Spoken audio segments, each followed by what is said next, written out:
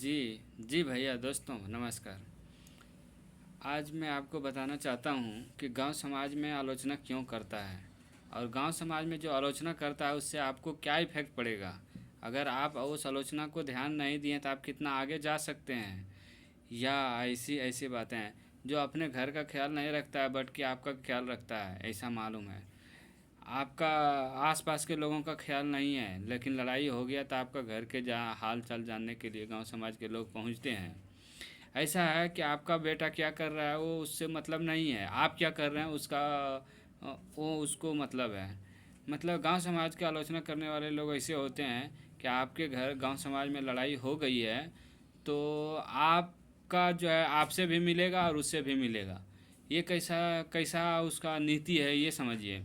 क्या आपका बात उसके पास है, उसके बात आपके पास लड़ाई हो जाती है, बट आपको भी मालूम नहीं है कि वो क्या करना चाह रहा है या उसका क्या नीति है। लेकिन आप ये सोचिए कि आपसे ज़्यादा अगर किसी और को पता है तो ज़रूर है कुल लड़ाने का ही चक्कर रखता है गांव समाज में। इसलिए मैं आप सभी को बताना चाहूँगा, आप लोगों को ये बताना चाहूँगा कि करियर में जब भी सफल होना है तो गांव समाज की आलोचना छोड़ दीजिए। कुछ बाहुबली है जो समाज के शोषण करते हैं और अपना स्वार्थी देखते हैं।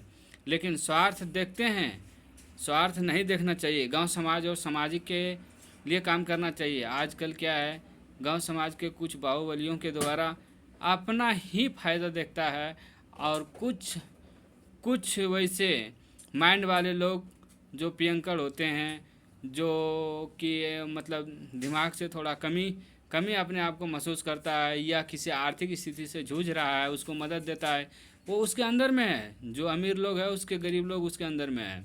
आप अगर अपने मर्ज़ी से कुछ कर दिए तो आपको समाज में इतना उछाला जाएगा, इतना उछाला जाएगा कि आप सोचिएगा समाज में जीना हमारे लिए मजबूर है, ये समाज हमारे लिए बेकार है, और आप शोषित हो जाएंगे। समाज ऐसा ही है, जो बाहुबली है वो आपको शोषण कर रहा है। अभी के नीति ये नहीं कहते हैं कि एक गांव की यही नीति है, ये नीति हर एक गांवों की है। हर एक गांव के लोग आपको शोषण करता है। हर एक गांव में दो गो चार गो बाहुबली होते हैं, उनके द्वारा गरीबों पर राज किया जाता है। उनके अंदर में रहिए, उनके उनके कहने पर चलिए, उनको एनी टाइम मदद कीजिए। उनको कुछ भी परेशानी हो तो वो आप उसके पास जाइए। बट आपको कुछ परेशानी आए तो आपके पास आने के लिए उसको पहले पैर पकड़ना पड़ेगा। पैर पकड़िएगा तो आपके पास आएगा, देखेगा।